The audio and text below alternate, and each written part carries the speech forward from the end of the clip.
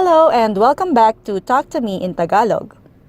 This video is a short lesson about introducing yourself to someone. Ako po si blank or your name. Ako po si blank. Ako means I, po is an honorific word to show politeness, while si is used to mark a person's name. For example, ako po si Riza. Ako po si Riza. I am Riza. Here's the sentence pattern if you wanna say where you came from. Taga blank or your place, po ako. Taga blank po ako, meaning I am from blank. For example, I'm from the Philippines. Taga Pilipinas po ako. Taga Pilipinas po ako. I am from the Philippines. Here's how to say your age. Blank taon na po ako. Blank taon na po ako. Or your age taon na po ako. I am blank years old. For example, if you are 25 years old, here's how you should say it. 25 taon na po ako. 25 taon na po ako. I am 25 years old. Blank po ako. Or your profession po ako. If you're an IT specialist, you may say IT specialist po ako. Or if you're a lawyer, which is abogado in Tagalog, you should say abogado po ako. Abogado po ako. To state where you're working, you may say nagtatrabaho po ako sa blank or your workplace.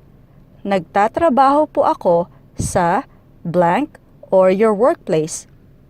For example, if you're working in Singapore, you may say nagtatrabaho po ako sa Singapore. Nagtatrabaho po ako sa Singapore. I work in Singapore.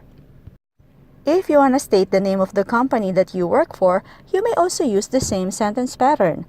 For example, nagtatrabaho po ako sa XYZ company. Nagtatrabaho po ako sa XYZ company. I work for XYZ company. Here are ways to say your marital status. If you're single or unmarried, you should say wala pa po akong asawa. Wala pa po akong asawa. The word wala means none, while the phrase wala pa means none yet. Asawa is a spouse. There's no gender differentiation between husband and wife in Tagalog. They both mean asawa, asawa. If you are a bachelor, you should say binata pa po ako. Binata pa po ako. Binata means an unmarried man or a bachelor. If you are an unmarried woman, you should say dalaga pa po ako.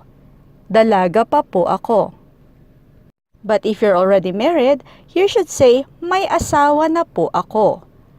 May asawa na po ako. May asawa means I have a wife or a husband. And if you're already married with kids, you may say may asawa at anak na po ako. May asawa at anak na po ako. Anak means child or children. Well, that's all for now. Thank you for watching, and if you like this video, please give it a thumbs up and make sure that you subscribe to my channel. Salamat po!